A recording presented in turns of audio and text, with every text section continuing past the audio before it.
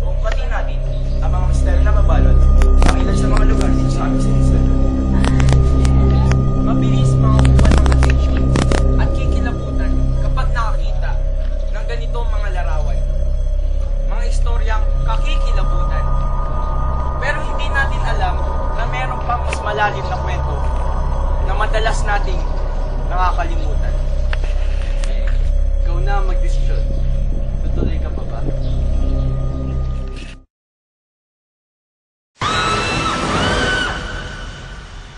Ate Sandra?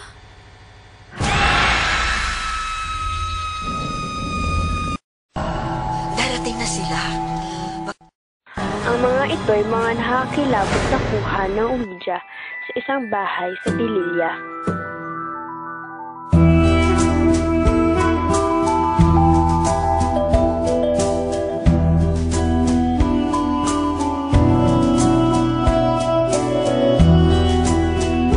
Pero lingid sa kaalaman ng karamihan, ang Pililya ay tahanan ng isang matandang tahanan na madalas ay hindi napapansin ng karamihan kahit ang mga kapitbahay nito.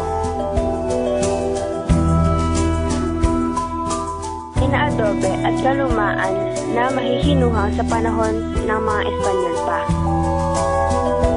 Ito ang bahay na bato.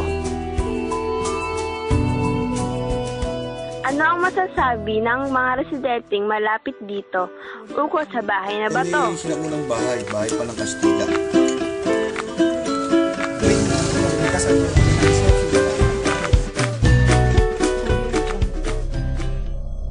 Sikat ang bahay na ito dahil dito naganap ang mga pelikula katulad ng Ouija at Human the River. Dahil dito, maraming tao na natakot sa tahimik na kilala ang bahay na bato. Pasok tayo.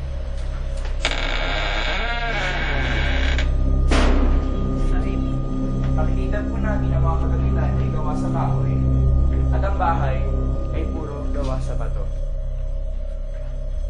Ito po ang hagdan na papunta sa ikalawang palapag. Itinayo ang bahay na bato kasabay ang St. Mary Magdalene Parish Church noong 1572 ng mga praile. Marami nang pumunta dito ang mga prominenteng tao. Isa na dito ang dating presidente si Cory Aquino. Kapanayam namin ang tourism officer ng Pililya na si Ma'am Ofelia Santa Maria ukol sa mga impormasyon tungkol sa bahay na bato. Yung bahay ng bato, batay sa may-ari, 600 years na raw. Yung raw ha, kasi based sa may-ari. Ito ay yari sa bato. Pangalawa, lahat ng mga gamit sa loob ay antique. Kung kayo papasok doon, mga nara, mayroong kampana, may mga santo, mga antique, santo, hagdan, dalawang palapag yun. Tapos doon sa isang lugar, sa baba, doon yung mga santo. Doon sa itaas, nandun yung pagpasok mo, doon sa kabilang wing, nandun yung bell, may pinto. Doon sa loob, may mga salaming antigo, may set, manara, may aparador. Ha? Ano pa ba sasabihin ko? Doon sa isa, meron pang kama.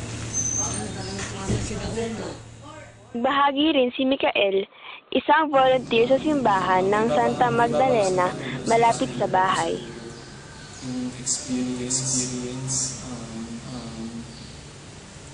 one time na pumasok kami ng mga classmate ko dyan, dun sa pinakataas sa kwarto ng mahal na senyor.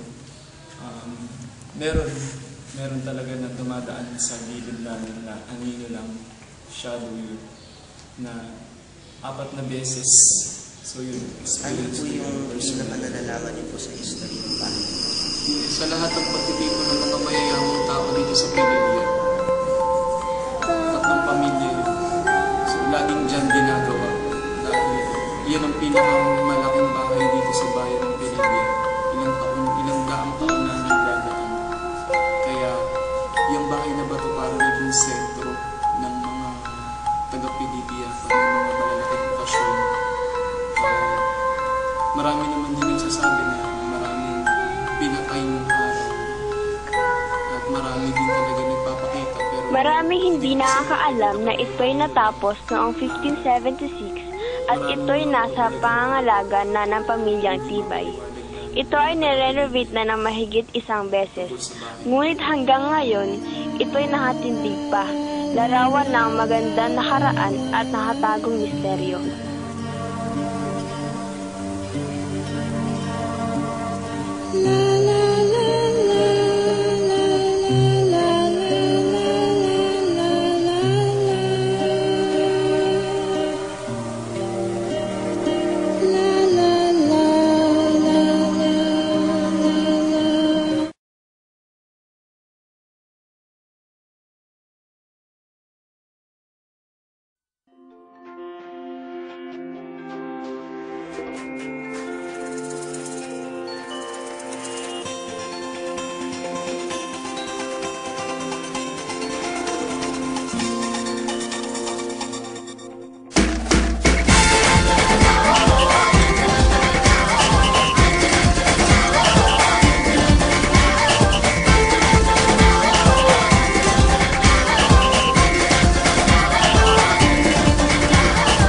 Minsa'y natuwa ang may likha, 7,000 pulo ang ginawa.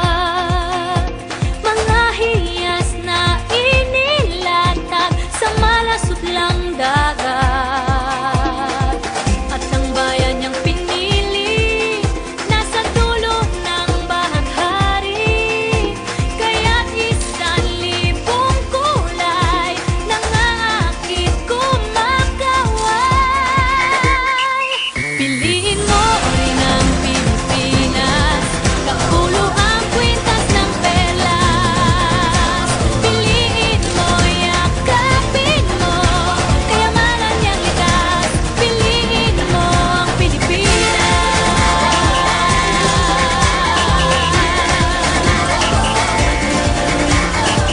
Kasayahang di mapatid, ramdam sa bawat awit. Sa masisiglang indak, mga puso'y lumilipad. Piliin mo rin ang Pilipinas, kapulo ang kwintas ng perlas. Piliin mo, yakapin mo, kayamanan niyang likas. Piliin mo ang Pilipinas.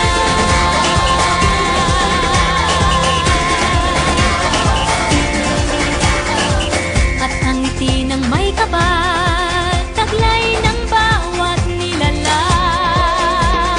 May lambing na dumuduyan sa buong pakiramdam. Piliin mo rin ang Pilipinas, kapulo ang kwintas ng perlas. Piliin mo, yakapin mo, kayamanan niyang likas. Piliin mo ang Pilipinas. Dito ay itinadhana, araw-buwan at mga tala. Ganap na magniningning, kailan ay di magdidilim. Yeah, if you know what I'm talking about. Suitcase in the house, but the party's out. First choice, first love,